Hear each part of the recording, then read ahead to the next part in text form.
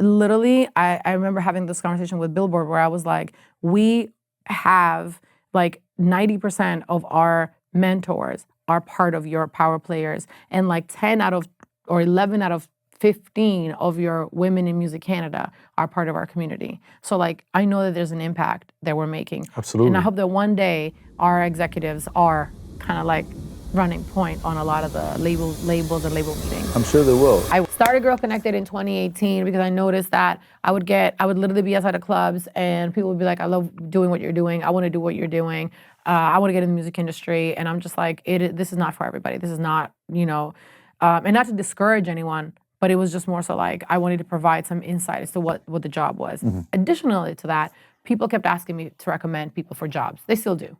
Hey, I need somebody in this position. Do you have anyone available? I need somebody in this position. Do you have anybody available? And I'm like, yeah. And I'm like, I don't want in this industry recommend somebody that would fuck my reputation up because they do some shady shit to an artist team, to a label. You know what I mean? Like, and at the time that I started, a lot of the requests for opportunities were coming from artist teams direct, not necessarily from a label. Because a label is a corporate entity in some capacity where like they can protect themselves. Somebody does, poor performance, they're fired, whatever the case is. But when you're going into an artist's home, you're going into a business environment that is a family vibe environment, and you can do some shit that's super fucked up. You carry the weight of that because you recommended this person. You know what I mean? And so I was very of course. When you go on the road with an artist, it's a very close experience. You know what I mean? So it's like you're with that person 24/7. Totally. Like you send somebody that's the wrong type of person on tour, it can ruin the vibe. It can ruin everything. In a big way. The show. Yeah. And so I was like, okay, I can't recommend people that I don't know. I needed to at least find a way to see whoever the prospects for an opportunity are, I need to vet them in some capacity. And I was like, what if I was to create a program where I'm literally going through handpicking people based on like what they want to do, what their experience is, and maybe they got to go through some sort of like an education program, and I can evaluate them after, and if they have consistency, and if they have like determination, and if they work well with others. Like I had certain qualities that I think a person needs to possess in order for me to be able to refer them. I want to take a quick break in the pod right now and talk to you guys about something I think could be of importance to you. If you're listening to this pod and thinking, I could really use some personal guidance right now, and you're serious about building your career in the music business, I'm now offering one-on-one private strategy sessions. These are fully personalized, just you and me tackling whatever you need in your music career. Listen, this is the part where you might be thinking to yourself, who the heck is this guy? Well, I got over 17 years of experience in the music business, whether it was working as a manager with artists like Jessie Reyes, or working with major record labels like Island, Republic, Universal Music Group, or Sony, or producing content for high-profile artists like The Weeknd and Eminem, to producing content for elite brands like the NBA and Nike. I can definitely and confidently say I can help you map out your next moves. Whether you want to talk about structuring your team, navigating the industry, scaling your brand, or just simply learning how to make money in this music business, whatever's most relevant to where you're at, let's talk. You can now book for a fee a one-on-one session with me, an artist manager and a podcast host, to help you figure out your next steps. Find the link in the description below to book a one-on-one consultation session. Also, big shout out to those who watch this podcast. Bringing value to an audience who seeks it is a blessing. I can't thank you enough for tuning in. I appreciate you. Now let's get back to the pod. Then I can actually refer them. And that's, one aspect of it. And the other aspect was just, I genuinely just wanted to educate people of what the music industry is about. And some people, I think through the program, we've had very few instances where somebody was like, this is not for me. And I'm very grateful. I'm so grateful that I was able to provide them that clarity. Yeah, absolutely. That at this point in their life, because you can do this shit for 10, 15 years, spend your own money, spend your time, and realize it's not for you. Spin your wheels, it's not for you, yeah. Right. And then you're fucking 40 and you're like, what am I doing with my life? You know? So we had a couple of instances where one of our mentees was in biochemistry, if I'm not mistaken, and she wanted to do tour management. And I sent her on tour with Lil Baby. Goodness. She went to the Lil Baby show in New York and in Barclays Center and New York, and the Detroit show, I think, if I'm not mistaken. But then she also did a couple of other festivals. And I remember Maria, my program lead, and I were talking, and she was like, hey, such and such is no longer in touring. She went back to, doing what she went to school for. And I was like, good for her, because this is just, I get it. It's not for everybody. And it seems like you might be super organized and you might be very dedicated and you might really truly feel like you want to do this. And this was a person that was I would even go as far as to say it's not for most people. Yeah, no, this business is not for most people. Yeah. But touring specifically is very difficult. Yeah. And I can wholeheartedly say this was not somebody that wanted to do touring because it seemed exciting. They genuinely just liked the idea of the tour itself, you know what I mean? Not like I want to be next to the artist type of tour. Like that wasn't like that person. They were just so super hard. I mean, they went for they finished for biochemistry, so like they're just very much, clearly they're big on like detail. And Anyway, and there was another instance I think similar to that where somebody actually was running a label. One of our first year mentees was running a label, and then I found out later on that they ended up completely exiting from the music industry. Which happens, and that's totally okay, So my bringing it back, I wanted to create a program or something that gave women, especially in Toronto, an opportunity to see what the music industry worked like. And so I did a couple of events. I wanted to see if there was interest in it first. So I did an event with Clive Davis in New York at NYU where I did a panel conversation. And Adam Zia, my attorney, he was my speaker, I think, for that. And then I did a panel in Toronto with Naomi Zechner. At the time, she was editor-in-chief of Fader, and Laura Stiles from Hot 97. And then I did one with Sharifa Murdoch. She's chief diversity officer at Kith, but she also started Liberty Fairs, which is a massive trade show. And Jody, who at the time was at Coveteur. She was a writer at Coveteur. And then I did something in Atlanta because one of my friends worked at WeWork in Atlanta. So I did a Girl Connected, kind of like a conversation, and it was just with me. And it was like, I want to say like 15, 20 people showed up, and it was like kind of like a round circle where people were asking me questions about the journey and what they could do. And it was super informative. And then I did another one in London with Caroline Simonescu and Lily Mercer, who owns Viper magazine. And 50 women showed up at a WeWork over there. So these were kind of like my, I don't want to say pilot. Paid event? These are paid events or free just event. Free? Yeah. And this was like my pilot of knowing, okay, do women want to show up in a space where there's opportunity to network with other women or learn from other women's journeys? And I realized that there was a necessity for it. And that gave me kind of like the go ahead of like, there should be a program that's launched. So in Toronto, the other events were fairly small. In Toronto, it was like 250 to 400 people. So it was fairly big, right? And I was like, okay, let's go. So Factor got behind the idea. They loved the program. So we launched. So for everybody who doesn't know, Girl Connected is a mentorship program, application-based mentorship program. The mentorship program only exists in Toronto at the moment just because, thankfully, we have funding from the Canadian government. Partial funding, but it exists there. It's mentorship based, and then we provide programming for the mentees that are in the program, but then we also provide programming for the community at large. And primarily our events happen in Toronto, but we also do stuff elsewhere too, outside of Toronto. We get about 250 applications for Girl Connected every year. We select, we interview, 5 years now, 250 applications, between 200 to 250. We interview about 50 people, 50 to 60, depending on qualified applicants. And then we accept anywhere between, this year we have 12. We've accepted as high as 20 people. So between 12 to 20 people per year. How can one apply? You just go online. Applications open in December usually. There's like 2 months, a month, and some change to apply. Everybody, you can apply. And each year we present streams that we think are going to be the most impactful for our community. And a stream is basically a lane of the music business. So we've had everything from publicity, we've had tour management, we've had artist management. Oh, so that'll be the focus. So yes, the focus. So when you joined, for example, it was those mentees specifically were in artist management. And the same year you did it, Lenny S did it. Yeah, I know. And Lenny S also did artist management as well. But he was I feel like we were in the same Zoom one time. Yeah, it might have been. So it was like, because we don't want more than 5 mentees per mentor just because then it gets like too many people. Yeah. So it would have been 10 people that got into artist management, but 5 were with Lenny, 5 were with you. Right? And then we had the other stream was marketing, and 5 people were with one person, 5 people were with another, basically. I feel bad for the people that were with me then. No. You know? Shout out to those. You have choice between Lenny and me. And that's funny. Obviously, I'd want to go with Kodak. No. Look. Shout out Lenny, yes. No, the thing is that the mentees, we select mentees based on the people that are available for the program at the time. Yeah. It's not like, it's not like we're saying this is every year the program changes. I know for a lot of people, the mentors are the same. Like for similar programs, you have the same mentors, you have the same program, you have the same curriculum. Our program has changed every year. Yeah. One year we have offered PR and touring and marketing and management. One year we have this past 2 years, we've had creative direction, marketing, and management, because that is what we felt the community wanted more of. Like we look at I read every application that comes in. I look at what field every single person is in. Half the time when we do events, I even go through, we have like questionnaires. So I also go through the people that are attending our events. What type of industry are they in? What type of jobs are they in?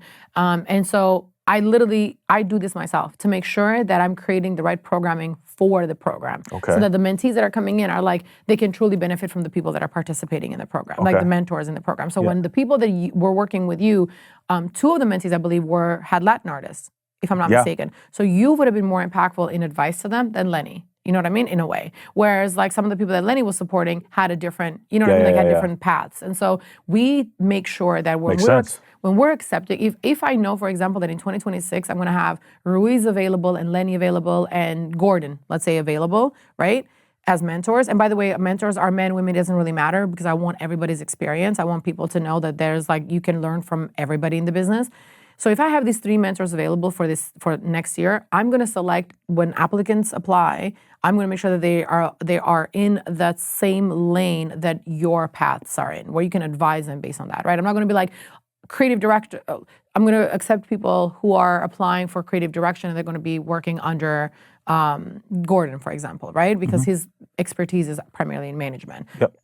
When I thought about it, I'm like, you and Lenny could probably give direction in creative, like you could probably lead in creative direction, you two. But yeah, so the program is very much, no problem. To see you. No, because you've done it. I'm here. But the program, it's tailored to the applicants, it's tailored to the mentors we have available. It's very much a tailored curriculum to make sure that people can get the best out of the program. So it's about 6 months. We launched in 2020, and the plan was for it to be in person. And the goal was to bring executives from the U.S. and mentors from the U.S. to come and mentor, women who work in the music business in Canada. COVID hit in March. We launched beginning of March, right after 2 days or 3 days after our first event. Shut down. Everything was shut down. COVID happened. We had to pivot to doing a digital. Everything was virtual. So it changed how we did the program. 2020, 2021, it was like COVID was still in full effect. Things were shut down. There was no live events. There was nothing in person, but things were starting to open up a little bit more. 2022, things opened up fully. 2023 was different. 2024 was different. So it's like every year that we've had this program, things have changed. It's never really been a normal year. How does the program operate now in 2023, 2024? Is it in person? Yeah, now it's a hybrid, but it's 6 months. It launches in January. It wraps in June. We launch applications for the following year in December. So now it's more on a rhythm. But we attempted different curriculums and different programs. We did 1 year. The first year was a whole year.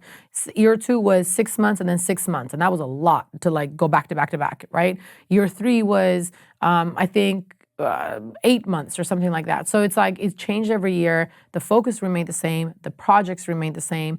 The commitment remained the same, but the time has been different. This past 2 years, we've done 6 months, and it's worked wonderfully. How does everybody graduate from the program, or do you have to go through certain things in order to graduate through the program? Yeah. Yeah. Okay. Yeah. So people have to make sure that they they complete it. In order for somebody to, so in the program, you work on an actual project that you have to present at the end of the year, at the end of the program, basically. And that project can become a personal pitch for you for what you want to do. Like we've had artist managers that created their project on an artist that they're working with, and they presented that project to labels down the line. One of the artists that was in last year's or the year before, I don't remember, programming, she just got an offer from a major for one of the artists that she discovered while she was in the program, a group. That group didn't exist prior to this person joining Girl Connected. She joined Girl Connected as an artist manager. When I found, as a part of the program, if you're joining on the management side, you have to have an artist, as you know, right? You have to be working with an artist for you to develop that artist, right? And so this person went and had their eye on an artist. They created a group for the purpose of the program. That group is now getting signed to a label. Crazy. Because who was that participant? Her name is Shannon. Okay. Shout out to Shannon. Yeah. All right, that's amazing. Yeah. What are some other success stories that have come from that? Lots, but Mish, for example, is an incredible success story. Tamisha, that I was saying before. Tamisha came in she was in year one, Girl Connected, came in under the guidance of Kristen Price, who was at Complex at the time, and then went on to Spring Hill after. And Mish came in as a creative producer, or just a creative. She was doing events around Toronto, and she was creating experiential opportunities more than anything else. As a part of the program, they had to put together, because Kristen at the time was working on ComplexCon, their project was to put together a full production. They were given a budget, and they had to put together a ComplexCon production of like how they envisioned the panels, the performances, how the entire amazing. thing would run. And that's what everybody they were in the events stream. Like that's what they were doing. So Vanessa, Tia, Mish, Ali, I think was in that group as well. So it was like their focus was to produce events, right? Yeah. And that's the path that they're focused on, you know? So Mish was doing, that's what she did. When she exited the program, she started working at Essence as a creative producer. And then I brought her on to support me with some projects. Essence is the store, the online platform, not the magazine. And then I hired her. I was working on some projects, and I hired her to support me. I did a production of Colors, a season of Colors, and I brought her on as my producer for the season. Right. So she led on everything that we did for Colors. Yeah. Colors team loved her. Yep. And now she leads all of their productions. That's globally. amazing. She lives in New York. It's incredible. Tia is amazing. Some people stay in similar jobs, but they grow mentally, spiritually, professionally. Yeah. They build more confidence in themselves. Year one and year two, what we heard a lot of was, I have imposter syndrome. It wasn't that I don't know how to do my job. It wasn't that I don't know how the music industry works. It was that I don't feel like I belong in these rooms. I am nervous to speak my mind. I don't have enough confidence in myself.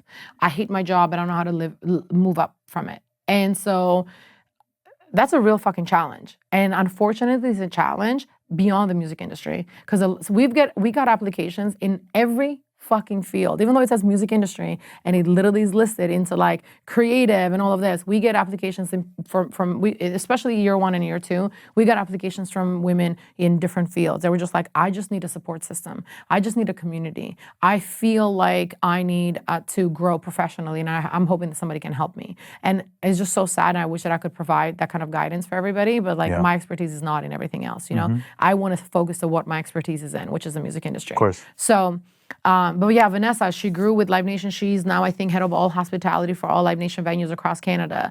Vanessa's dope. Yeah, Vanessa's incredible. She's great, yeah. And she's a fucking beast. Like, I love her. Is. And she's had 2 children during this entire process, you know? Cameron McKay, she came from a touring company in Canada. I'm forgetting the name right now. A booking agency. Feldman, thank you. She came from the brands department at Feldman. She's now running a record label here in the States. She came in from a creative director, a brand partnerships role at a booking agency, and is now working in the music business with selling albums and putting projects out. Completely different. Yeah. And she is a different person. She has grown like both professionally and mentally as a person. You know what I mean? Shirley, love Shirley.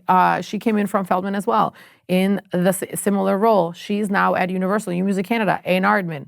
Absolutely incredible. It's interesting to me that people actually were in the business, still working, but they still applied because they felt like they needed the mentorship to figure it out. Yeah, Alex Bellissimo, love her to death. She's absolutely incredible. She came from Warner Canada. She had been 10 years at Warner Canada.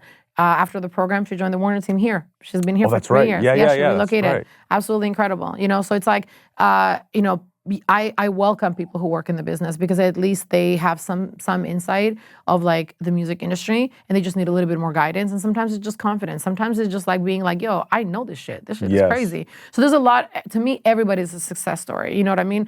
Because I feel like they've grown in some part of their life, even if it's not professionally. It is more in their personal life. You know, but at the very least, they've created a community. They have a group of people that they can rely on. They can ask advice. They can ask questions. If they don't know what's going on, they can lean on them, right? So KP is another. She's an artist manager out of Toronto. KP's She's is doing dope. so much dope She shit. was in, I believe, she was one of my mentees. Cass, who works at Remix, amazing. Cassandra. Like there's just so many, you know what I mean? Like there's a lot of alums, but there's like, to me, it's just incredible. We meet all of the alums every year during a holiday event that we put together, and I get a chance to reconnect with everybody and see what they're working on. Yeah, a lot of people have grown. Like I'm trying to think. Lisa is now working with DMC Grants, and she was out of Hamilton managing artists, working with events over there too, and now she also works with DMC Grants, writing grants. There's a lot. Like I can't even honestly, I can't even You had a profound name effect. everybody. You've had a profound effect on Toronto and the culture of music when it comes to the women. I saw when Billboard Women in Music Canada list came out, we had about 10 people that were either speakers, mentors, or mentees. Amazing. Laura Wilson, attorney from Toronto, incredible. She's at Warner Music, I think, too now. So we had all of these women. I literally went through it and I was like, oh my God, we've made such an impact in the Canadian scene. And then I think the Billboard R&B and hip hop power players came out, US, right? Yep. And I went through the list and I was like, holy shit, half of our mentors that we've brought into the program are here. Yeah. Gordon. No, I don't think Gordon was a mentor, but he was a speaker. Sorry. Nicole Wiscarco, Riggs Morales, Melissa Mahood. I'm trying to think of all the. Literally, I remember having this conversation with Billboard where I was like, we have 90% of our mentors are part of your power players, and 10 out of or 11 out of 15 of your Women in Music Canada are part of our community. So I know that there's an impact that we're making. Absolutely. And I hope that one day our executives are kind of running point on a lot of the labels and label meetings. I'm sure they will.